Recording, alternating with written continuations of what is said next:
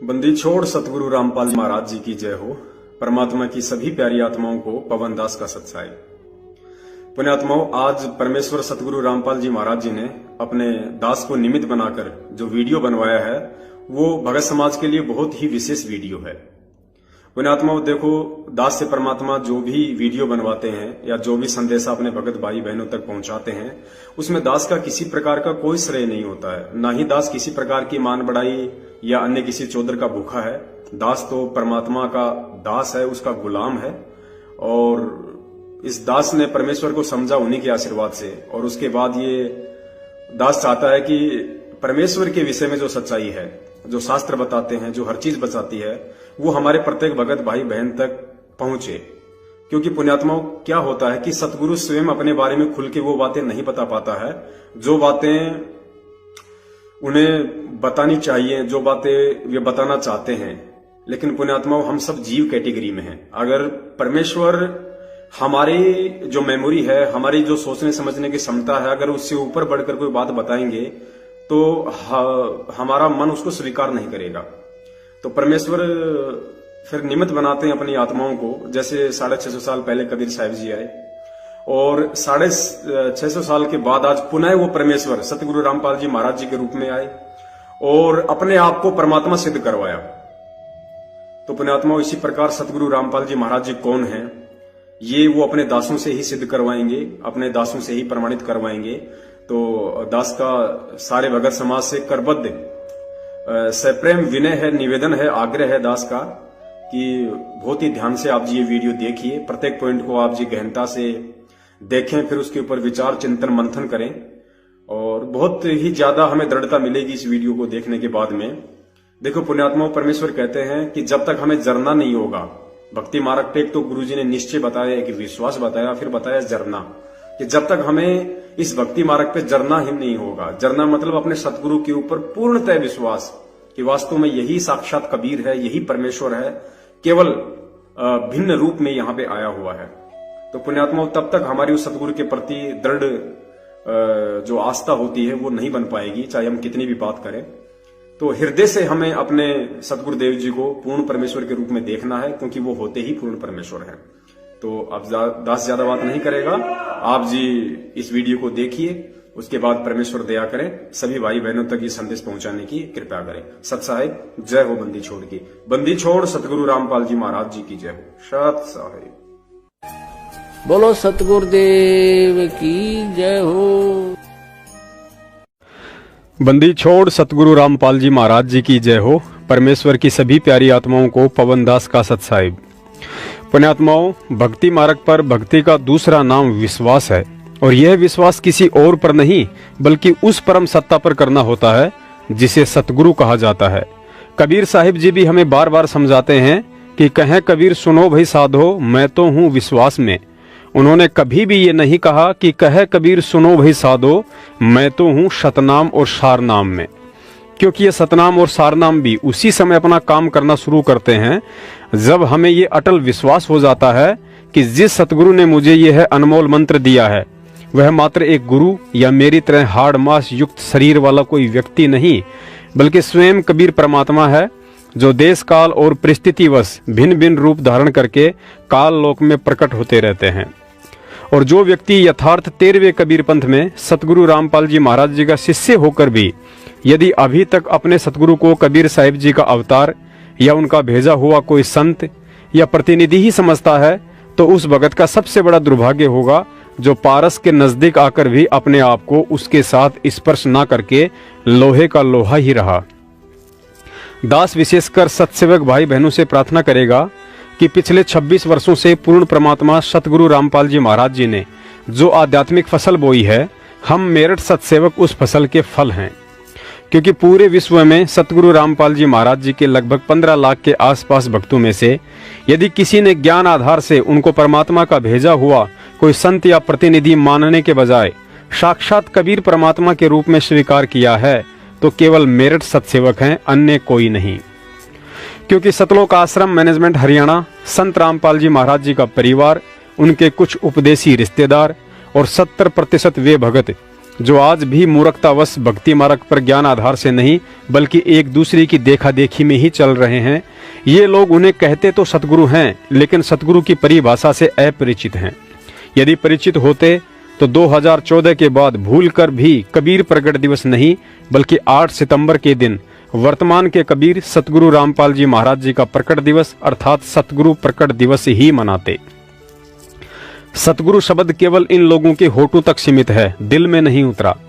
पुण्यात्माओं, वैसे तो YouTube, Facebook और व्हाट्सएप पर सतगुरु रामपाल जी महाराज जी के 8 सितंबर 1951 के दिन लीलामयी रूप से प्रकट होने के बहुत से अकाट्य प्रमाण डाले जा चुके हैं, लेकिन फिर भी यह बात ज्यादातर उन भक्तों के दिल में नहीं उतर रही है जिन्होंने मात्र हिसार की तारीखों पर जाकर और बरवाला कांड के मुख्य दोषी सतलोक आश्रम मैनेजमेंट हरियाणा के उल्टे सीधे आदेशों के सहारे ही सतलोक जाने का मूड बना लिया है। क्योंकि जगत की हमेशा से यही रीत रही है। 650 साल पहले भी रामानंद जी और सर्वानंद जी जैसे कुछ एक भक्तों को छोड़कर बाकी सारे 64 लाख भगत इसी भ्रमणा में जिए कि कबीर जी प्रकट होकर नहीं बल्कि जन्म लेकर आए हैं। जीते जी किसी ने माना नहीं, लेकिन 1518 में मगहर से उनके सशरीर जाने के बाद पता चला कि कबीर जी तो विदेही थे, उनका शरीर तो तेज पुंज का था, वे तो स्वयं परमात्मा थे। फिर लगे हर साल कबीर प्रगट दिवस मनाने। उनके रहते सहते तो किसी ने उनको परमात्मा माना नहीं और अब जाने के बाद प्रगट दिवस मना रहे हो। वाहरे दुनिया के लोगों, ये तो वही कहावत सिद्ध हो गई है कि जीवित बाप के लट्ठम लट्ठा मुँह गंग पहुंचाया और जब आवे आसोज का महीना फिर कव्वे को बाप बनाया। भगत लोग अपने जीवित बाप संत रामपाल जी महाराज जी को तो सतलोक आश्रम मैनेजमेंट हरियाणा के घटिया आदेशों पर राजनीति का गंदा खेल खेलकर और ज्ञान विरुद्ध फर्जी फरमानों पर चलकर आध्यात्मिक लठ मार रहे हैं, यानी कि अपने कुकर्मों से सतगुरु को महादुखी कर रहे हैं। और कबीर जी की 650 साल पुरानी एक काल्पनिक फोटो को प्रसन्न करने के लिए कबीर प्रगट दिवस मना रहे हैं, जो वर्तमान में ना सत्संग सुना सकती है और ना ही कुछ मार्गदर्शन कर सकती है। दास ने काल्पनिक फोटो इसलिए कहा है क्योंकि स्वयं गुरुजी ने एक सत्संग में बताया कि यह दाढ़ी वाली फोटो कबीर परमात्मा के वास्तविक रूप वाली फोटो नहीं है। वे तो कभी भी और किसी भी रूप में जब चाहे प्रकट हो जाते हैं। जैसे उदाहरण के लिए आज सतगुरु रामपाल जी महाराज जी के रूप में प्रकट हैं, लेकिन उनके 90% भगत ही उनको साक्षात कबीर मानने को तैयार नहीं है, बल्कि उन्हें कबीर जी द्वारा भेजा गया एक संत मानते हैं। वह कलयुगी भक्तों, असली कबीर सतगुरु रामपाल जी महाराज आज तुम सबके घर और घट में प्रत्यक्ष विराजमान है, लेकिन फिर भी 650 साल पहले वाले कबीर जी की फोटो के आगे कबीर प्रगट दिवस के बहाने ड्रामा करके देसी घी के पकवान खाते हो, धार्मिक कार्यक्रम में राजनेताओं को बुलाकर राजनीति करते हो। प्रार्थना है कबीर प्रगट दिवस की आड़ में हर साल ये घटिया ड्रामा करने वाले और उसमें शामिल होने वाले भक्तों को अवश्य विचार करना चाहिए कि जब हमें सतगुरु रूप में साक्षात कबीर जी मिल चुके हैं तो फिर क्यों हर साल कबीर जी के नाम पर रोहतक और अन्य जगहों पर कबीर प्रगट दिवस मनाकर अपनी मूर्खता का प्रमाण दे रहे हैं कि आज भी हम परमात्मा तो कबीर जी को ही मानते हैं और सतगुरु रामपाल जी महाराज जी को मात्र एक गुरु मानते हैं।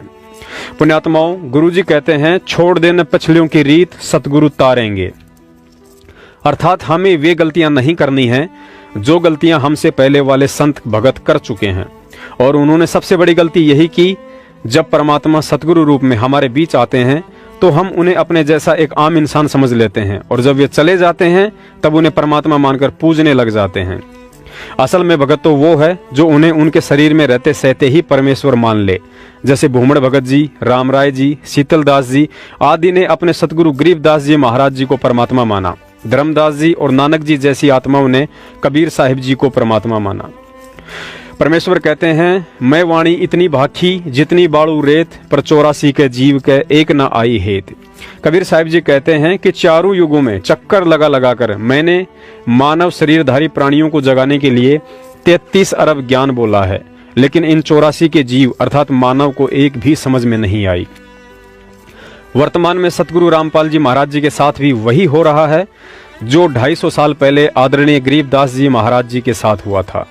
गरीबदास जी महाराज जी ने प्रत्यक्ष चमत्कार किए, असंख्य लोगों को शारीरिक और आर्थिक लाभ दिए, लेकिन कोई भी उन्हें परमात्मा मानने को तैयार नहीं था। गांव वाले तो उन्हें संत भी मानने को तैयार नहीं थे, बल्कि उल्टा उन्हें बावलिया कहा करते थे। गुरुजी ने बताया कि गरीबदास जी महाराज जी का एक बड़ा भाई और था जो जन्म से ही पागल था। और दूसरी तरफ गरीबदास जी महाराज जी को भी लोग बावलिया अर्थात पागल इसलिए कहा करते थे क्योंकि उनके द्वारा बोली जाने वाली अमृतवाणियां गांव वालों के समझ में नहीं आती थी। लेकिन उनके शरीर त्यागने के बाद जब गांव वाले उनकी अस्थियां गंगा जी में प्रवाह करने के लिए शमशान घाट गए तो उस राख में उनकी अस्थियां नहीं मिली। तब गांव वालों को यकीन हुआ कि गरीबदास जी महाराज जी तो परमात्मा थे, उनका शरीर हमारी तरह हाड़ मांस का ना होकर तेज पुंज का था, वे तो विदेही थे। लेकिन फिर क्या फायदा होना था? फायदा तो तब था जब गरीबदास जी महाराज जी शरीर में थे, ज्ञान सुनाया करते थे, मंत्र दीक्षा दिया करते थे। अब जाने के बाद उनका छुड़ाने में मंदिर या मठ बनाकर उनकी महिमा का गुणगान करने से कोई फायदा नहीं होने वाला है। अब तो तभी फायदा है जब गरीबदास जी महाराज जी जैसा कोई पूर्ण तत्वदर्शी सतगुरु मिले जो मोक्ष मंत्र देने का अधिकारी हो, और आज वर्तमान में वह एकमात्र अधिकारी सतगुरु रामपाल जी महाराज जी हैं।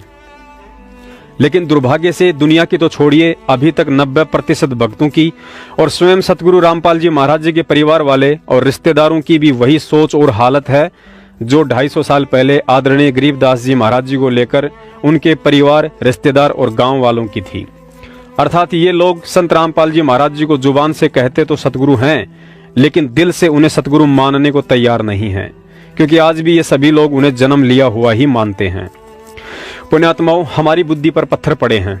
समर्थ सतगुरु रामपाल जी महाराज वर्तमान कलयुग की देश काल और परिस्थिति के मद्देनजर तथा काल को धोखे में रखने के लिए अपने आप को एक सामान्य जीव की तरह माता के गर्भ से जन्म लेकर आया हुआ दिखा दिया, तो हम मूर्खों ने उन्हें जन्म लिया हुआ ही मान लिया।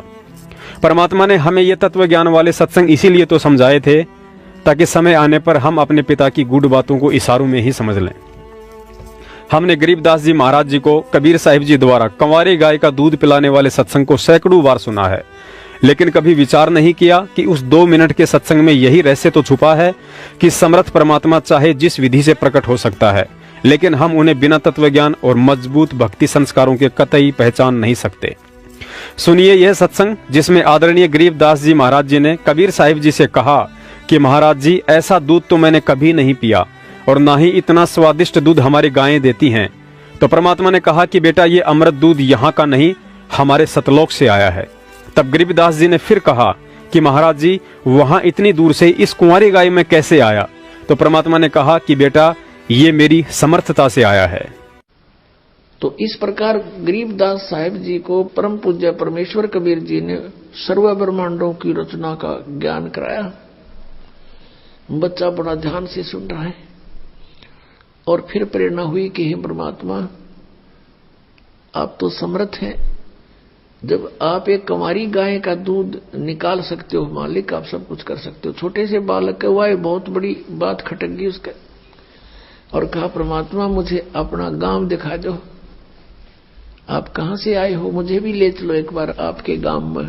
और गरीबदास साहिब जी ने पूछा कि हे प्रभु, ये इतना स्वादिष्ट दूध मैंने कभी नहीं पिया। दूध डेली पीता हूं मैं, लेकिन जो दूध आज इस कंवारी गाय से मुझे प्राप्त हुआ आपकी कृपा से, ऐसा स्वादिष्ट दूध मुझे कहीं नहीं मिला। तब परमात्मा ने कहा, बेटा, ये यहाँ के लोगों का दूध नहीं, ये मेरे गांव से दूध आया था, सतलोक से। हे परमात्मा, जब वहां का यहाँ कैसे पहुंचा? ये मेरी शक्ति का काम है। पुण्यात्माओं, जब तक हमें इतना भी विश्वास नहीं होगा कि सतगुरु रामपाल जी महाराज जी का शरीर हमारी तरह हाड़ मांस का नहीं बल्कि तेज पुंज का है, और जब तक हम कबीर साहिब जी की काल्पनिक फोटो का प्रकट दिवस मनाना छोड़कर वर्तमान के कबीर सतगुरु रामपाल जी महाराज जी का प्रकट दिवस नहीं मनाएंगे, तब तक तो हम एक भगत की श्रेणी में भी नहीं हैं। परमेश्वर गरीबदास जी महाराज जी भी आदरणीय बलराम जी के घर रानी माता के गर्भ वाली लीला से ही प्रकट हुए थे, लेकिन दुनिया को उनके जाने के बाद पता चला कि वे हम जीवों की तरह गर्भ से जन्म लेकर नहीं आए थे। आज भी स्थिति यही है, क्योंकि ठीक उसी तरह सतगुरु रामपाल जी महाराज जी भी आदरणीय भगत नंदराम जी की धर्मपत्नी इंद्रो माई के गर्भ वाली लीला से ही प्रकट हुए हैं। जिस प्रकार अपनी समर्थता से परमात्मा ने सतलोक का अमृत दूध बिना बैल के संपर्क में आए एक कंवारी गाय के अंदर प्रकट करके उसके थनों के माध्यम से बाहर निकालकर स्वयं भी पिया और गरीबदास जी महाराज जी को भी पिलाया। जबकि हम सब जानते हैं कि यहाँ के विधान अनुसार चाहे जानवर हो या इंसान, मादा के गर्भ धारण किए बिना उसके स्तनों में दूध नहीं बन सकता है, लेकिन फिर भी समर्थ परमात्मा ने बिना गर्भ के उस बछिया के स्तनों में सतलोक का दूध प्रकट कर दिया। तो पुण्यात्माओं, क्या वह परमात्मा बिना किसी माँ और गर्भ के उस दूध की तरह स्वयं प्रकट नहीं हो सकता है? 1000 बार हो सकता है, लेकिन मूर्खों को तो संत रामपाल जी महाराज इंद्रो माई के गर्भ से जन्म लेकर ही आया हुआ दिखाई देगा, क्योंकि अभी तक उन लोगों ने काल एजेंट सतलोक आश्रम मैनेजमेंट का पल्लू छोड़कर सतगुरुदेव जी के तत्व ज्ञान का पल्लू नहीं पकड़ा है। पुण्यात्माओं, सतगुरुदेव जी ने एक सत्संग में बताया कि जब 650 साल पहले अर्जुन को पता चला कि लोगों के बहकावे में आकर गुरु को शिक्षा देने के कारण हम परीक्षा में फेल हो चुके हैं, तो दोनों ने उसी समय कहा कि परमात्मा इतना बता दो कि अब हमारा मोक्ष कब होगा। तो कबीर साहिब जी बोले, बेटा तुम्हारे इसी शरीर में मोक्ष कर दूंगा, और कहा आज से 250 साल बाद मैं दिल्ली के पास छुड़ाने गांव में जन्म लूंगा, और तुरंत बार कह दिया कि प्रकट होऊंगा। और ऊपर आप जी वीडियो में देख ही चुके हैं कि गरीबदास जी महाराज स्वयं कबीर परमात्मा थे तथा उनका तेजपुंज का शरीर था, लेकिन फिर भी उन्होंने काल को धोखा देने के लिए दुनिया के सामने एक शिशु रूप में गर्भ से प्रकट होने की लीला की। लेकिन वास्तव में वे रानी माता के गर्भ से बाहर नहीं आए, बल्कि वह क्रिया तो हम तुच्छ जीवों को दिखाई दे रही थी। यह लीला भी परमात्मा ने ठीक उसी तरह की जैसे काशी के भंडारे में सभी 9 लाख बैल और हजारों की संख्या में सेवादार जो कि सतलोक से आए थे, सब के सब जमीन से लगभग 1 फुट ऊपर चल रहे थे, लेकिन वहां भंडारा कर रहे 18 लाख लोगों में से किसी एक व्यक्ति का ध्यान भी परमात्मा ने उनके पैरों की तरफ नहीं जाने दिया। अतः ठीक इसी तरह आदरणीय गरीबदास जी महाराज रानी माता के गर्भ से और परम पूज्य सतगुरु रामपाल जी महाराज इंद्रो माता के गर्भ से हम जीवों को हमारी चरम दृष्टि से एक शिशु की भांति बाहर आते दिखाई पड़ते हैं, लेकिन वास्तव में वह परमात्मा उस शिशु वाले शरीर से पहले ही सूक्ष्म रूप में वहां प्रकट हो जाते हैं, और फिर काल को धोखे में रखकर उस शिशु वाले शरीर को आधार बनाकर एक लीलामयी जीवन जीते हैं, जिस उद्देश्य के लिए वे यहाँ आते हैं और उसे पूरा करते हैं। सुनिए ये छोटा सा सत्संग, जिसमें अर्जुन को जब सौंपन आया तो उन्होंने भी यही कहा कि भाई बंदी छोड़ कबीर साहब छुड़ानी गांव में बलराम के घर पैदा हो चुके हैं, और दुनिया को जन्म लेकर आया हुआ दिखाई देने वाले उस कबीर परमात्मा ने गरीबदास जी महाराज के रूप में मात्र 3 दिन की आयु में ही अर्जुन को सारनाम देकर सतलोक भेज दिया था। अब 2 किताबार जा रहे थे, अर्जुन नाम के 2 शिष्य थे। वो बहुत विश्वास किया करते। जब काशी में आए तो सबने बोले, रे तारे गुरु जी का दिखाओ चाल चरण। अर्जुन कर दिया उसने, तो क्या कर दिया, आके वैश्या के गेल गल में डाल के और दारू पी कर घूमया करता होता, घूमा था। कहाँ थे ना, मत फंसो इसके। उन्होंने बोला वह देख लेंगे तो तसल्ली हो जाए ना, हम नहीं मान दे। अच्छा चाल दिखावांगे। ईब भी मार उड़े बैठे, उसके करना है। महाराज जी उनकी खाट पर वह छोरी बैठी नीचे, ऊपर बैठे। अब जी अर्जुन नो प्लातून की तरिया ने बोला, गुरु जी कहां भाई, अकाड़ा नहीं बैठना चाहिए था अपना, खत्म उनका। नो बोला रहा फिर तो गुरु तो ही होगा, वीरा ने शिक्षा देने लग गया। तो नो बोला जी फिर भी लोग थूके हैं, इसी बात तो ना करनी चाहिए। नो बोला लोग हम जाते तो और बात सुन ले, आज के बाद तेरी इस शरीर तो मुक्ति नहीं होगी थारी। इतनी सुन के भाई रोन लाग गए। नो बोले महाराज जी क्योंकि हमारी तो फूट के भाग और गलानी भी होगी, पर एक बात और बता दो, हमारी कद मुक्ति होगी। नो बोला इससे शरीर में कर दूंगा। अक महाराज जी क्यों करोगे, अको मन न देखना। आज से कुछ समय के बाद मैं दिल्ली के आसपास पश्चिम में 30 किलोमीटर के आसपास और किसी एक क्षेत्र में जन्म लूंगा, क्योंकि कालकों ने बताया नहीं कर दे, टपदे ही आ जाए, ये सोच दे रहे जाए और ले देवता कौन से अपना काम करके जाते रहे। तो महाराज छुड़ानी में प्रगट हुए। अच्छा वो महात्मा ने देख के अंदाजा बता दिया था कि इतनी उम्र हो रहेगी ना थारी, उसके आसपास आऊंगा। और महाराज 200 वर्ष के तक में जी जाएंगे हम, कहा मेरी शक्ति तो जियोगे, जिंदे रहोगे। आकर के वो दोनों महात्मा उस 2-4 साल पहले अमायु पर आ गए। अंदाजा हिला के 30 किलोमीटर यू मील यू पड़े हड़ चाला। अमायु पर का एक भगत फेट गया, भगत आत्मा था, उनके घर में रहे 3 साल 4 साल। एक दिन उन रात में सपना आया कि छुड़ानी गांव में बंदी छोड़ कबीर साहब पैदा हो लिए बलराम के घर में। दोनों नकट एक तरह सपना हुआ, एक साथ एकदम। तड़के उठते हैं, अर्जुन कह सरजुन भाई आता गुरु जी दिखे रहे। वो बोला वह दिखे मन भी। पर दिखे छोटे से, पहले तो महाराज जी दिखे, फिर बच्चे के रूप में दिखे, आके पैदा हो लिए वह तो भाई ने बोला छुड़ानी गांव में, दूसरा ने बोला बलराम के घर में, आग जो की तो यही मनाया। ने बोला चालन की तैयारी कर, ने बोला चालन जोगे तो कौन भाई लचर पतर शरीर करे, 2 से 20 साल की उम्र हो रही। तो जिस भगत का रहा करते उसने हाथ जोड़ के ने बोले भाई भगत जी तेरा शान मारे पानी भूल जाते, बहुत सेवा करी, पर एक काम और कर देगा, अको कम करो, ये आखिरी दुख जाएंगे आप। हमने छुड़ानी गांव में छोड़ा, इब ओडे गामड़ा छुड़ानी कोई नहीं जाना था। बोला भी ना जानते छुड़ानी ने, मतलब 90% जनसंख्या नहीं जानती छुड़ानी सह की थी, बल्कि 99%। तो बोला जी मन्नत यू गांव नहीं सुना आज तक, सारे गांव में ट्राई करी, पूछा भाई छुड़ानी नाम का कोई गांव से, भाई कोई गांव नहीं। ये चर्चा चल रही थी कि भाई 2 महात्मा ने होकर छुड़ानी जाएंगे, उनके गुरु पैदा हो लिए। तो एक नाई ने सुन लिया बात, क्योंकि वो बेचारे अपना जा करते थे शादी रिश्ते रास्ते करण खातिर। तो ने बोला भाई एक दिन मैं कबलाने ताऊं था, रास्ते में पड़े से उस तो थोड़ी हुरे ने दुलेड़ा के पास एक छोटा सा गांव से 50-40 घर से, और छुड़ानी से भाई रात नूड़े डटा था। पता पूछ लिया उस आदमी ने, भगत ने सारा नोट करके आ गया।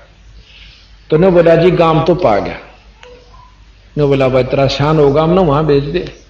रेड रूम में बैठाए, नीचे गदले खरड़ बिछा के रात ने चाल बकते सांझे चाल पड़े, तैड़ के जा पहुंच गए। तो वहां जाकर के देखा, यानी 10 बजे ही पहुंचे। तो वहां पर पूछा भाई बलराम का घर किस है? अगजी वो महल से, बहुत बड़ा महल है, तो खंडर होया पड़ा महाराज का, बहुत बड़ा महल, पुरानी ईंटों का, इतना सुंदर था उसमें। तो उसमें तो 10 घर बन रहे हैं फोड़ फाड़ के, उनसे जो उन्होंने क्या बना रखे। ने बोला जी वो महल से सामने, वहां गए तो बाहर पौड़ी में महल से थोड़ा दूरी पे बलराम बैठे थे, उनके पिताजी। और रेड वाला ने बोला भाई आपके घर में चौधरी साहब ये 2 महाराज मिलना चाहो से। वो आ गया बाहर, आखा महाराज हुक्म करो। भाई कौन सो आप? अकमा बलराम सो। हाथ जोड़े उनको भी बलराम, उनके महाराज के पिताजी कि महाराज हम अपने गुरु के दर्शन करना चाहें। आपका गुरु किस है महाराज? कि आपके घर में, मेरे घर में अवकाल जो बच्चा पैदा हुआ है, 3 दिन का हो रहा है, परसों जो पैदा हुआ। और गुरु आखा ओ गुरु से हमारा ने बोला जी आप यहां पौड़ी में बैठो, मैं लड़के ने यहीं ले आऊंगा, आप तो चला भी नहीं जा सकता। हाथ जोड़ के न बोलो जुल्म हो जाएगा। एक सजा तीन पारे सारा ना लाइयो, गड़ जाएंगे कत आम चालेंगे। तो बोला जी चालन जोगे तो कोई ना, चाहे मर जाए राम है, जाएंगे उसके बारे में आगे उड़ा माथा टेकेंगे।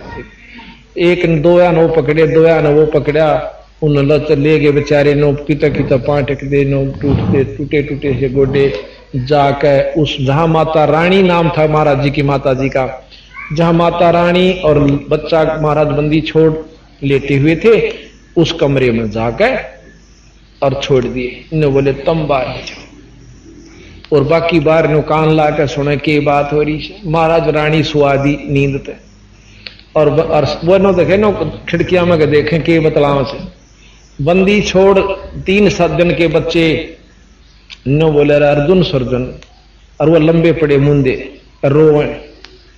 ने बोला जचगी था रहे, गुरु के प्रति विक्षेप नहीं आकर, अगर जी बस भोग लिया हमने जितना भोगना था, बंदी छोड़, पापी जीव से बख्श दो। ने बोला आज के बाद परण कर लो, कभी भी गुरु के प्रति विक्षेप नहीं लाना। गुरु मानस कर जानते वह नरकइये अंध, महादुखी संसार में आग यम के फल। ने बोला बैठे हो, महाराज की शक्ति तो वो एकदम नो बैठे हो गए। ने बोला नाम लो, उपदेश दिया, और भजन करो। भजन किया और जाओ मुक्त हो जाओगे। इतना कह के उसने ठाक बलराम जी उनके पौड़ी में ले आए। 2-3 दिन वहां डटे, उसी समय शरीर त्याग कर सतलोक चले गए। पुण्यात्माओं, हम जीवों को समझ में तो आता है, लेकिन समय गुजर जाने के बाद, ताकि फिर हमारे हाथ कुछ ना लगे। पुण्यात्माओं, विचार करो, हमारे दादा गुरुजी स्वामी रामदेवानंद जी महाराज सांसारिक दृष्टि से अनपढ़ थे, अर्थात उन्होंने कभी भी गीता, वेद, कुरान, पुराण, कबीर सागर और ग्रंथ साहिब को नहीं पढ़ा था। तो जाहिर सी बात है उन्होंने अपने शिष्यों को भी ये ग्रंथ नहीं पढ़ाए होंगे। तो विचार करो, जब उन्होंने अपने किसी भी शिष्य को ग्रंथों का ज्ञान नहीं दिया तो फिर उनके शिष्य संत रामपाल जी महाराज जी इतने कम समय में दुनिया के सारे धर्म ग्रंथों को आखिर कैसे भगत समाज के सामने ताश के पत्तों की तरह खोल के रख सकते हैं, और उन सभी त्रुटियों को भी उजागर कर दिया जो त्रुटियां अपने आप को संस्कृत के प्रकांड ज्ञाता समझे जाने वाले इन ग्रंथों के अनुवादकों ने कर डाली थी। क्या यह अविश्वसनीय काम स्वयं कबीर परमेश्वर के अलावा कोई जीव करने में समर्थ है? यदि नहीं है तो फिर इस बात पर गहनता से विचार करना कि सतगुरु रामपाल जी महाराज जी कौन हैं। यहाँ एक और गहन विचारणीय बात है।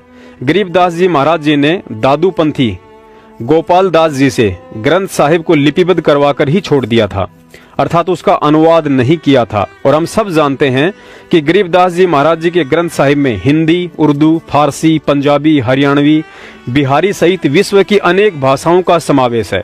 और गरीबदास जी महाराज जी के सतलोक जाने के 250 वर्ष बाद पहली बार ग्रंथ साहिब का अनुवाद और भगत समाज को इस पवित्र ग्रंथ के गूढ़ ज्ञान से उस महापुरुष सतगुरु रामपाल जी महाराज जी ने परिचित करवाया है, जिनके गुरु स्वामी रामदेवानंद जी अनपढ़ थे। तो पुण्यात्माओं, अब वह सतगुरु हमें और कैसे विश्वास दिलाए कि मैं ही सर्वज्ञ कबीर हूं। अथ तमाखू की बैंत, ये सुनन की बात है।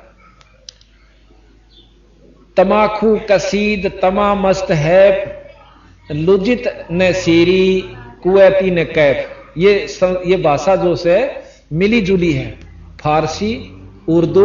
अब आगे इसका वर्णन होगा। मरहोद मकरूद पीवें शराब, होगा सरे बीच खाना खराब। सरा कहें स्वर्ग को, भगवान के दरबार में। कुटन कलाहीन जुग जुग कलेश, भाई सुखन मान मेरा मैं कहता हमेश।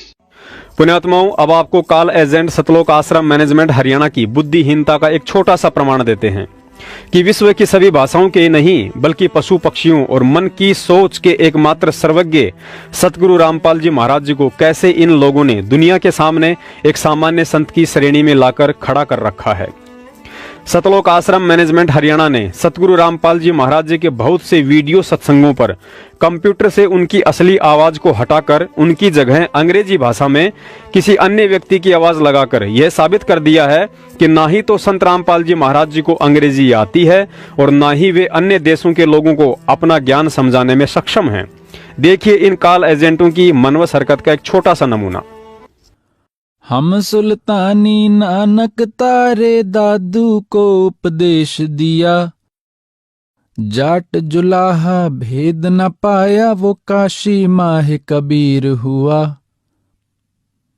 अनंत कोटि ब्रह्मांड का एक रति नहीं भार, सतगुरु पुरुष कबीर हैं कुल के सिरजनहार। Respected Nanak Ji had said,